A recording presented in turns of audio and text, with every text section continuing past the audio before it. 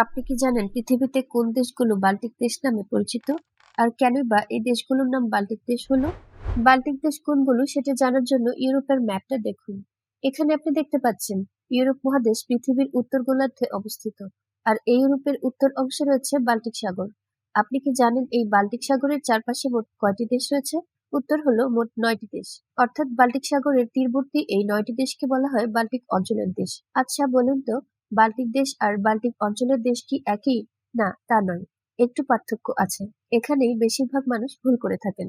Baltic সাগরের তীরবর্তী 3টি দেশকে একত্রে বাল্টিক স্টেট অথবা বাল্টিক রাষ্ট্র বলা হয়। কিন্তু আমরা তো জানি বাল্টিক সাগরের তীরে মোট 9টি দেশ রয়েছে। তাহলে ঠিক কোন দেশগুলো বাল্টিক দেশ? বাল্টিক সাগরের ম্যাপটি লক্ষ্য করলে বিষয়টি আরো ভালোভাবে স্পষ্ট হবে আপনার কাছে।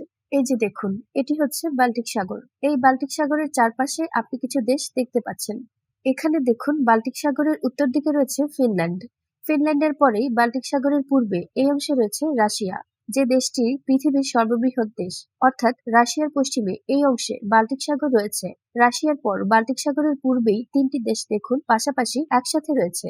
এই দেশগুলো হলো যথাক্রমে এস্তোনিয়া, লাটভিয়া এবং লিথুয়ানিয়া।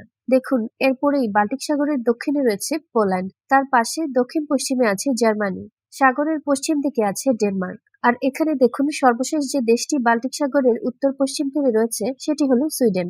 আপনি একটু ভালো করে লক্ষ্য করলে দেখবেন যে সুইডেনের পাশে নরওয়ে রয়েছে, যেখানে সাগরের অংশ দেখা যাচ্ছে, কিন্তু তারপরেও এটি বাল্টিক অঞ্চলের দেশ নয়। কেননা বাল্টিক সাগর ডেনমার্ক এবং সুইডেনের মধ্যবর্তী এই অংশ পর্যন্তই বিস্তৃত।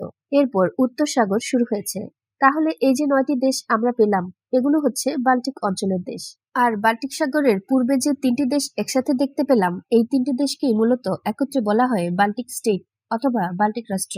তাহলে আপনাকে যদি প্রশ্ন করা হয় বাল্টিক দেশ কয়টি, উত্তর হবে 3টি: এস্টোনিয়া, লাটভিয়া ও লিথুয়ানিয়া। কিন্তু যদি বলা হয় বাল্টিক অঞ্চলের দেশ কয়টি, তাহলে উত্তর হবে 9টি। অর্থাৎ বাল্টিক দেশগুলো একই সাথে বাল্টিক দেশ, আবার বাল্টিক অঞ্চলেরও দেশ। কিন্তু সব বাল্টিক অঞ্চলের দেশ বাল্টিক দেশ নয়। এখন আপনি নিশ্চয়ই বুঝতে পারছেন কেন এই দেশগুলোর নাম বাল্টিক দেশ অথবা বাল্টিক অঞ্চলের দেশ হয়েছে। যেহেতু এই দেশগুলো বাল্টিক সাগরের তীরে অবস্থিত, তাই সাগরের নামের সাথে মিল রেখে এমন নামকরণ করা হয়েছে। এখন আপনি যদি এই দেশগুলোর নাম সহজেই মনে রাখতে চান, তাহলে এই টিপসটি আপনার জন্য। জাস্ট এই লাইনটি আপনাকে মনে রাখলেই চলবে: অল ডিয়ার ফ্রেন্ডস, GPRS। এখানে দেখুন কোনটার অর্থ কি।